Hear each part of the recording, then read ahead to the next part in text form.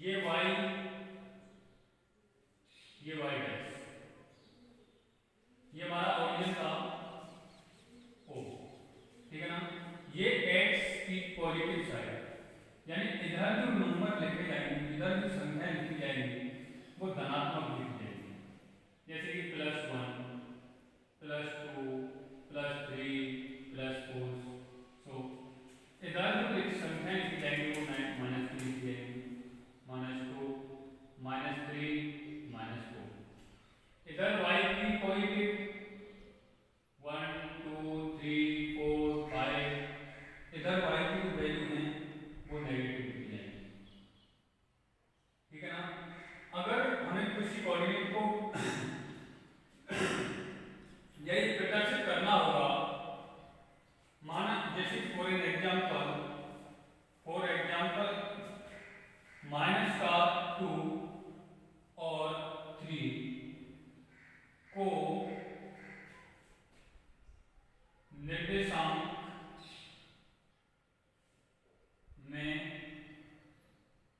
बताओगे, तो हम क्या करेंगे भाई, -2 का -2 हमारा ये है भाई, -1 -2, क्योंकि यहाँ पर क्या है x की वैल्यू -2 रही है, यहाँ पर ये जो वैल्यू रही है वो y की रही है, प्लस का 3 तो +3 यहाँ पर। तो इस प्रकार हम यहाँ से यहाँ तक लेंगे और यहाँ पे इसको मिला देंगे, तो इसे हम लिखेंगे -2 और 3। इसका मतलब ये इस कार्ड के निर्देशांक में प्रदर्शित हुआ, ठीक है ना। तो इस प्रकार हम जो भी हमारे निर्देशांक होंगे उनको हम इस प्रकार निर्देशित करेंगे। आगे देखते हैं, अब आगे देखिएगा, अब आगे फॉर्मूला बनता है, बड़ा महत्वपूर्ण है, दो बिंदुओं के बीच की दूरी, दो बिंदुओं के बीच की दूरी। अब हमें दो बिंदुओं के बीच की दूरी का फॉर्मूला ज्ञात करना है, क्या होता है। यानी कि दो रेखाएं हैं इस प्रकार निर्देशित, ये x, ये x डैश, ये y, ये y डैश, ये हमारा क्या है ओरिजिन, ठीक है। अब इसी समतल में ये एक प्रकार का समतल है, इसमें दो रेखाएं एक दूसरे के परपेंडिकुलर है, लंबवत हैं। इसी समतल में मान लो कि दो बिंदु हैं, ये मान लिया P और इसको मान लिया Q, ये दो बिंदु हैं, इसके निर्देशांक हमने मान लिए x1 y1 और इसके जो निर्देशांक हमने मान लिए x2 और y2। दो बिंदु हैं जिनके निर्देशांक P के x1 y1 रहे हैं और Q के x2 y2 रहे हैं। अब हमें इन दोनों बिंदुओं के बीच की दूरी को क्या करना है, ज्ञात करना है, ठीक है ना। तो हमने क्या किया, इस P से x पर एक लंब डाला और इस Q से एक लंब डाला, इस प्रकार, ठीक है ना। इसको मान लिया मान S, इसको मान लिया P, फिर P यानी कि PS परपेंडिकुलर OX और QT परपेंडिकुलर OX, ठीक है ना। अब हम क्या करेंगे, अब इसका मतलब क्या हुआ, इसका मतलब हुआ कि जो OS है, जो O से S तक की दूरी, इसका मतलब है x1, और O से T तक की दूरी वो हमारी क्या रही है, वो रही है x2, ठीक है ना। अब हमने इस P से इस QT पर एक लंब डाला जिसका नाम दे दिया R, ठीक है ना। तो यहां से क्या जाएगा PR जो दूरी होगी, क्योंकि QOT जो है वो x2 रहा है यहां से यहां तक, और OS हमारा क्या रहा है, यानी यहां से यहां तक जो x1 रहा है, और OT जो रहा है यहां से यहां तक वो x2 रहा है। अब हमें मान लो कि इस ST की वैल्यू ज्ञात करनी है, जो दूरी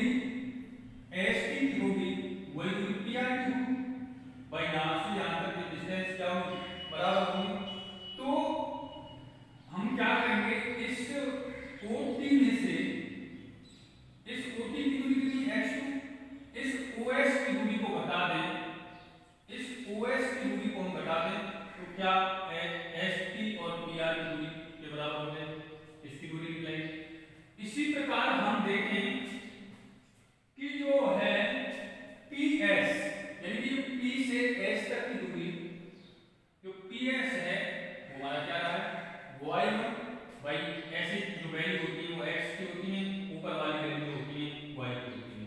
और Q से T तक की जो दूरी है, Q से T तक की जो दूरी है वो हमारी क्या रही है y2 रही है, ठीक है ना। अब देखो जो PS रहा है वही RT रहा होगा ये, और यहां टोटल दूरी कितनी रही है, ये हमारी y2 रही है यहां तक। अब हमें QR यदि निकालना है तो हम क्या करेंगे, QT में से RT वैल्यू निकालेंगे, तो यानी y2 में से इस y1 यानी यहां तक की दूरी को घटा देंगे, तो ये हमारी QR निकल के आएगी। तो क्या हुआ, हमने PR निकाला यानी कि PR की वैल्यू जब हमने निकाली तो क्या क्या हुआ, OT में से OS को घटाया यानी कि X2 माइनस X1, ये हमारा PR आ गया। और इसी प्रकार हमने क्या किया, QR निकाला, QR में क्या किया हमने, इस QT में से इस RT को घटा दिया,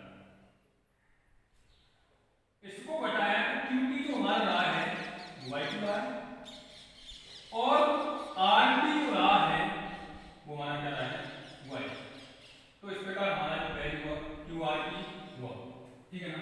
अब देखा जाए ये एक समकोण त्रिभुज बना, हमने 9th क्लास में पढ़ा था बौद्धिक त्रिभुज, या हम कह सकते हैं पाथागोरस त्रिभुज। तो ये हमारा लंब है, ये आधार है और ये कारण है, तो हमारी पाथागोरस त्रिभुज क्या कर रही है, या बौद्धिक त्रिभुज, बौद्धिक त्रिभुज, या हम कह सकते हैं पाइथागोरस त्रिभुज। पाइथागोरस त्रिभुज से, तो पाइथागोरस त्रिभुज अगर इसमें लगाई जाए PQR में, त्रिभुज PQR में, तो क्या होगा, जो PQ है, PQ का स्क्वायर बराबर होगा, PQ का स्क्वायर बराबर होगा PR के स्क्वायर प्लस QR का स्क्वायर, वही होगा PQ यानी कि कर्ण का जो वर्ग होता है अन्य दो भुजाओं के वर्ग के स्क्वायर के प्लस योग के बराबर होता है। अब हमारा ये हो गया। अब हमने क्या किया, इसमें हमने PR और QR की वैल्यू को पुट किया, यानी PQ का स्क्वायर बराबर, PR क्या है, PR हमारा है X2 minus X1, X2 minus X1 का स्क्वायर प्लस QR जो है वो हमारा है Y2 माइनस Y1 का स्क्वायर, ठीक। तो यहां से हम इस पर स्क्वायर लगा रहा, ये इन दोनों पर क्या चला देगा, रूट चला देगा, तो PQ बराबर जो होगा वो X2 माइनस X1 का स्क्वायर और Y2 माइनस Y1 का स्क्वायर। इस प्रकार ये हुआ दो बिंदुओं के बीच की दूरी का सूत्र। बहुत बहुत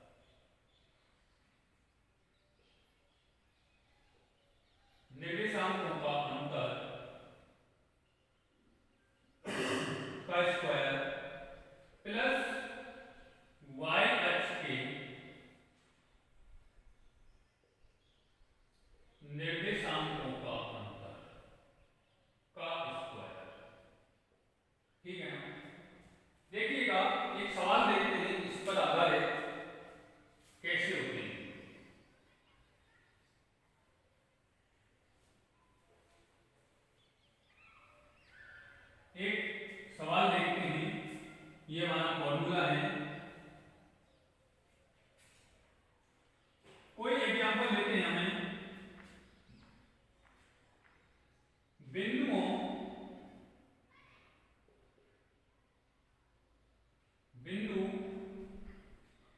5,3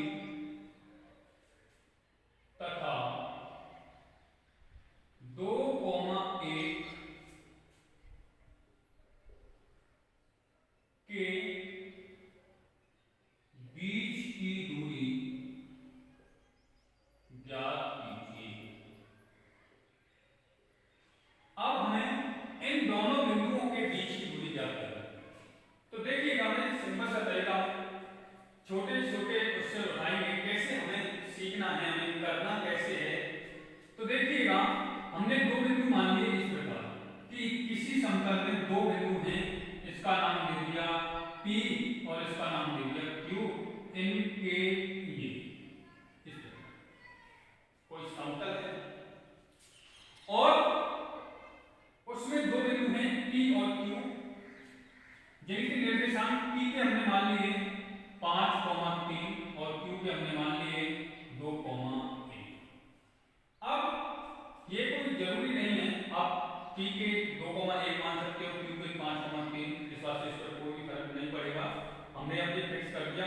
अब हमें इनके बीच की डिस्टेंस निकालनी है कि इसके बीच की दूरी कितनी होगी, ठीक है ना। अब हम प्रैक्टिकल तौर पर कर रहे हैं, सवाल करने का तरीका देखते रहिए, हम सवालों को कैसे कर रहे हैं, तो आपको आसानी होगी और इसी तरीके से आप सवाल लगाओगे तो फिर किसी भी सवाल में आपको कोई भी प्रॉब्लम नहीं आएगी, ठीक है ना। हमने दो बिंदु माने समतल में, P के निर्देशांक ये, Q के निर्देशांक ये कर दिए। अब हम देखिए, हमको मैंने पहले बताया है कि जो निर्देशांक होते हैं उसमें एक x का मान होता है, एक y का मान होता है, इसी प्रकार इसमें x का मान, y का मान। अब यहाँ पर दो वैल्यू हैं, तो हम क्या करेंगे कि P के निर्देशांक में क्या करेंगे, हमने फिक्स कर लिया कि इसमें जो इसको हमने x और y का मान लिया और इसको हमने x को y का मान लिया। तो x1 जो है वो हमारा 5 रहा है और x2 जो रहा है वो 2 रहा है, ठीक। अब इसी प्रकार y2 होगा वो y2 3 होगा और y2 जो होगा वो हमारा कितना रहेगा 1। इस प्रकार हमने x1 x2 y1 y2 इनकी वैल्यू निकाली, ठीक है ना। अब हमें दो बिंदुओं के बीच की दूरी का फॉर्मूला लिखना है। दो बिंदुओं के बीच की दूरी,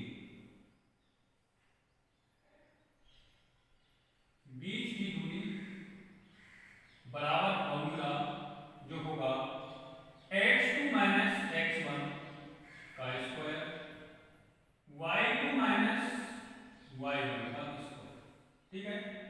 तो डिस्टेंस d, अब हम इन वैल्यूओं को डालेंगे। x2 का जो मान रहा है वो 2 रहा है, x1 का मान कितना रहा है वो 5 रहा है का स्क्वायर, ठीक, प्लस y2 का जो मान रहा है वो 1 रहा है, माइनस और y1 का जो मान रहा है वो 3 रहा है, ठीक। अब d अब बराबर, देखो यहां पर प्लस का जो पॉजिटिव वैल्यू है, धनात्मक मान है वो 2 है, यहां ऋणात्मक मान 5 है, तो ये ऋणात्मक जो ऋण वाली संख्या है वो अधिक है, धन वाली संख्या कम है। तो वो कितनी अधिक है भाई, माइनस के 5 में से प्लस के 2 जाएंगे तो कितना बचेगा माइनस का 3, कितना बचेगा माइनस का 3, प्लस इसी प्रकार यहां पर 1 है, यहां माइनस का 3 है, यहां पर भी नेगेटिव वैल्यू अधिक है, पॉजिटिव वैल्यू कम है, तो यहां पर कितना बचेगा माइनस का 2 बचेगा, इसका स्क्वायर। तो d बराबर, जब हम ऋणात्मक संख्या का स्क्वायर करते हैं, देखिएगा इसका मतलब -3 का स्क्वायर का मतलब क्या होगा कि -3 गुना -3। सबसे पहले हम साइनों का चिन्हों का गुणा करेंगे तो माइनस गुना माइनस इन दोनों का गुणा करेंगे तो क्या हो जाएगा, प्लस हो जाएगा, और 3 3 क्या होता है 9 होगा, प्लस का 9, तो इस प्रकार क्या हुआ यहाँ पर ये 9 प्लस -2 का स्क्वायर करेंगे तो क्या होगा, इसी प्रकार माइनस का 2 गुणा माइनस का 2, तो ये माइनस प्लस का 4 होगा, तो यहाँ पर कितना आया प्लस का 4, तो d बराबर, अब इन दोनों को ऐड करेंगे 9 और 4 कितना होगा 13, और ये किसी का स्क्वायर नहीं होता है, तो इसी प्रकार हमारा ये आंसर भी हमारा यही होगा, ये इन दोनों दो बिंदुओं के बीच की दूरी है। ठीक है ना, इस प्रकार हमें सारे सवाल करने होंगे। ठीक है ना, एक एग्जांपल और लेते हैं, देखिएगा आगे, इस एग्जांपल की समझ नहीं आया तो दूसरा एग्जांपल उठा रहे हैं।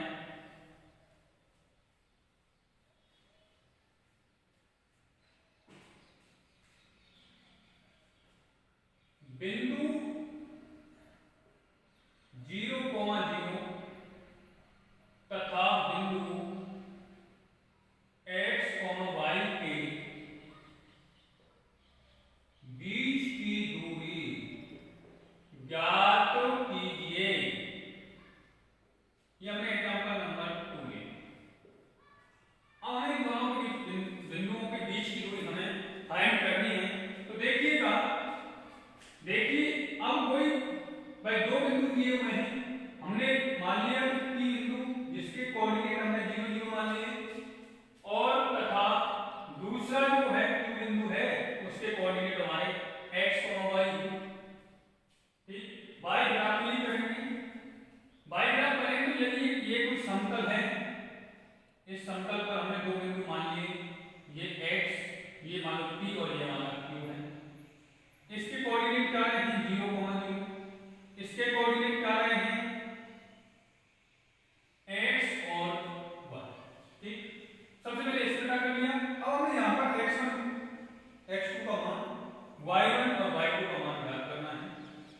x1 जो होगा हमारा वो 0, y1 जो होगा हमारा वो भी 0, क्योंकि x1 का मान 0, y1 का मान 0। इधर x2 का मान जो दिया है वो x दिया है, और y2 का मान जो दिया है वो y दिया है। ठीक, अब हमें फॉर्मूला पूरा करना है, दो बिंदुओं के बीच की दूरी, दो बिंदुओं के बीच की दूरी, अब हमें ये ज्ञात करना है, तो d बराबर वही फॉर्मूला हमारा वही है, x2 माइनस x1 का स्क्वायर और y2 माइनस y1 का स्क्वायर। वैल्यू पुट अप करेंगे, मान रखेंगे, तो क्या x2 का मान कितना है, x1 का मान कितना है 0 का स्क्वायर, y2 का मान कितना है y1 का मान कितना है 0 का स्क्वायर। तो d बराबर, देखिए x माइनस 0 यानी x में से यदि 0 को घटाया जाए तो क्या बचेगा, x बचेगा, तो इसका मतलब क्या हुआ x square plus y minus 0, y में से 0 घटाया जाए तो y और y का स्क्वायर। अब इसे हम आगे हल तो नहीं कर सकते, तो ये इन दोनों बिंदुओं के बीच की दूरी होगी, इस प्रकार इसका आंसर ये होगा। ठीक है, समझ में आ गया होगा।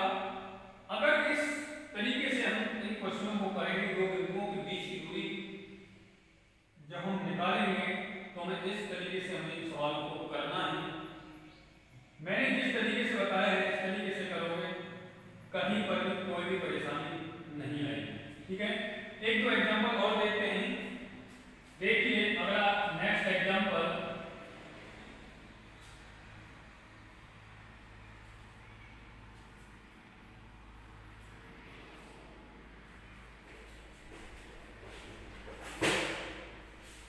नेक्स्ट एग्जांपल देखिए,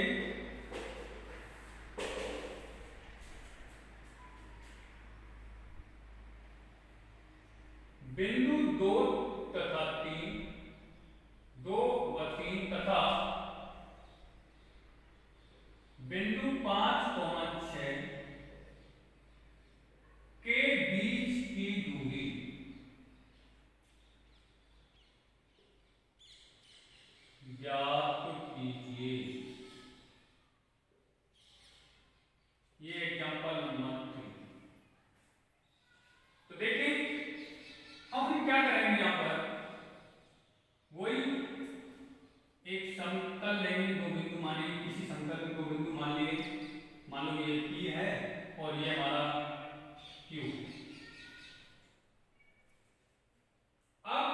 पी के कोऑर्डिनेट हमने मान लिए कि 2,3 रहे हैं और क्यू के कोऑर्डिनेट हमने मान लिए कि ये 5,6।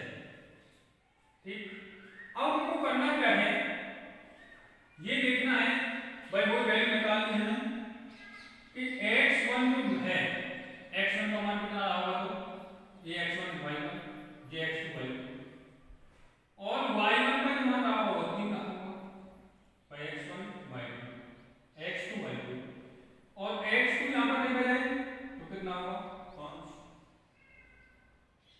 y2 जो रहा होगा वो कितना रहा होगा 6। अब हम क्या करेंगे, हमने x1 x2 y1 y2 की वैल्यू फाइंड कर लिए। अब हम क्या करेंगे, फॉर्मूला लगाएंगे। तो फॉर्मूला लगाएंगे तो क्या, दो बिंदुओं के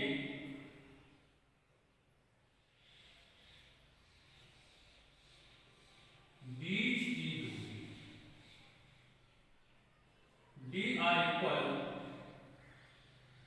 x2 माइनस x1 का square plus y2 minus y1 का स्क्वायर। वैल्यू पुट अप करेंगे, d बराबर x2 जो रहा है वो 5 रहा है, x1 जो रहा है वो 2 रहा है,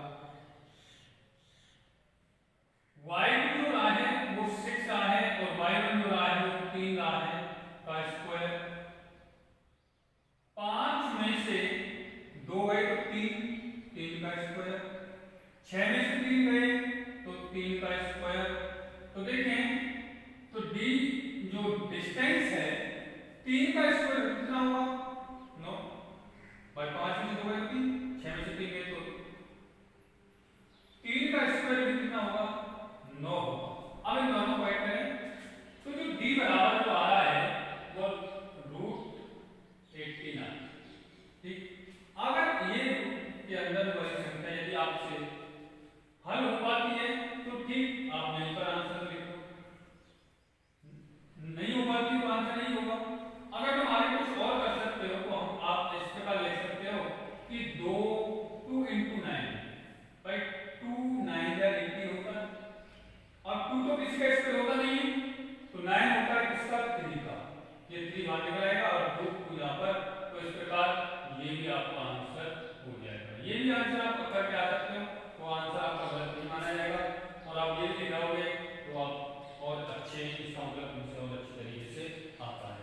ठीक है ना, तो इतने सारे एग्जांपल्स मैंने बताए आपको, ठीक है ना, इन एग्जांपल पे आधारित